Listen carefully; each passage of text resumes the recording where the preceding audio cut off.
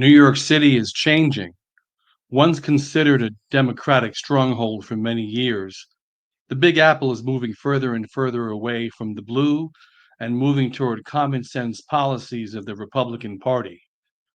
The five boroughs have been ravaged by spikes in crime, crippling bail reform laws that place violent offenders on the streets with zero bail, a transit system where strap hangers travel in fear of being the next unfortunate soul, either being pushed onto subway tracks or being slashed in the face.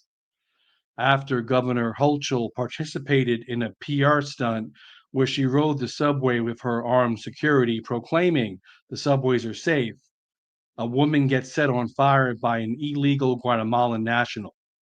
Article by Emily Swanson. Electeds pledge support for migrants following ICE raid that rattled boro. Last week's overnight immigration raids on Tuesday in the Bronx left local electeds and groups pledging support for rattled communities.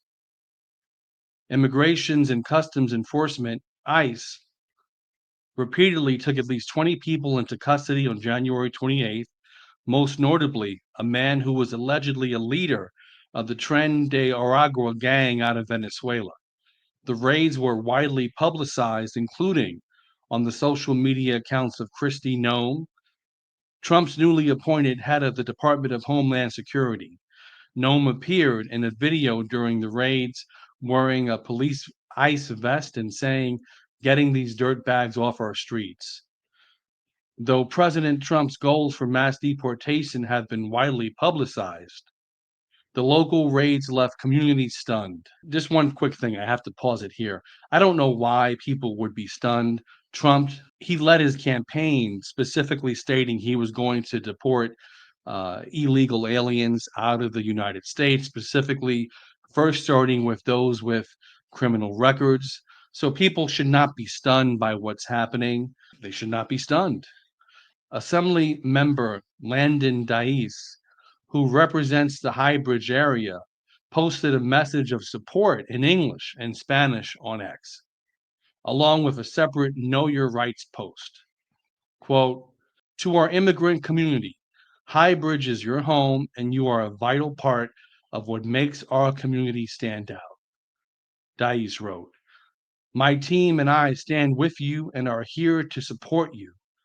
I hear you, I see you, and I will always fight for you." First and foremost, this statement just feels like virtue signaling. It feels like he's placating to a specific group of people. And one thing that bothers me a lot is at the start of his statement, he says, "To our immigrant community." And the fact of the matter is, these raids are not targeting immigrants who are here legally. They're targeting the illegal migrants that are in the US of A. So this is something very slick that politicians will do. They will refuse to be specific with their language. So what they will do is they will lump illegal and legal immigration together, which should be a red flag for anyone hearing this, because the Trump administration is not trying to end legal immigration. It's trying to deport the millions of illegals that are in this country that have attempted to skip the line. I'll continue with the article. Bronx Borough President Vanessa Gibson issued a statement Tuesday saying her office is awaiting more information on the raids and inviting residents to a February 5th Know Your Rights training in collaboration with the New York Immigration Coalition.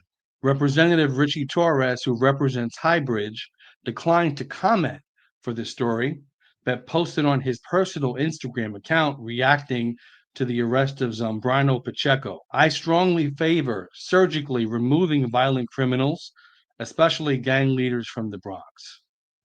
If you are among the activists who want to open your homes and communities to violent gang leaders, you are more than welcome to roll out the red carpet for them. But we in the Bronx want them gone," wrote Torres. A very strong statement from Representative Ritchie Torres, who's basically saying he wants the violent gang leaders out. And we have to be living in a twisted, upside down world where we even have to have a conversation about getting rid of illegal gang members. This does not make any sense whatsoever. Don't be fooled by attempting to lump in illegal immigration with legal immigration.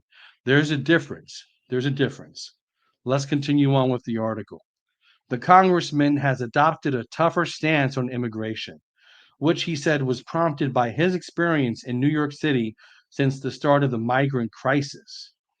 Torres broke from most House Democrats in voting for the Lincoln-Riley Act, which increases the authority of states on immigration and requires the detention of many more immigrants facing theft-related charges. So Ritchie Torres is courageous in the fact that he's going against most of his Democratic counterparts. He voted for the Lincoln-Riley Act, which I believe is something that you cannot advocate against. ICE needs the ability to deport illegals, those who are violent, those who don't belong in this country. So it's surprising that there are Democrats who are twisting the Lincoln-Riley Act and not voting for it. Council member Althea Stevens, who also represents Highbridge, did not respond to requests for comment, but said on Instagram that, quote, "We must stand united and resist ICE raids." Oh boy. So this is, again, when you have a council member that is speaking against the self-interest of the people. Most of these elected officials are not living in the same communities where these migrants are terrorizing people and making people afraid to even walk down their own streets. So this council member doesn't seem to be connected. Althea Stevens, disappointing that somebody would be against ICE raids when they're attempting to get rid of people that have committed criminal acts, whether it be in their country and or ours. And mind you, coming into the United States of America unlawfully is a criminal act. She told Spectrum One News that the raids appear to be targeting Black and brown people and not, for instance, European immigrants who fled the war in Ukraine. The Bronx and New York City will likely see more frequent immigration enforcement as the Trump administration aims to vastly increase the nationwide number of ICE arrests. So, first and foremost, we need more ICE raids. We need to be getting rid of the illegals that are in this country that have violated our laws, first by coming into our country, trying to skip the line, and then most importantly, those that have committed crimes and those who are, SA offenders and, criminals back in their own country. The U.S. cannot be a dumping ground for countries who want to get rid of their undesirables. For everyone in New York City, before you begin to listen to these elected officials, these politicians, I want you to ask them, where do you live? What is your zip code? And I guarantee you, these politicians don't live in the areas that are filled with crime, that are filled with migrants. They don't live in those areas. They are what we call hypocrites. I believe these politicians who use this rhetoric, like, for example, Assembly member Landon Dice, who says, you are vital and you make our community stand out. I stand with you and I'm here to support you. I hear you and see you. This almost sounds like an SNL skit, a horrible SNL skit in terms of the writing of this.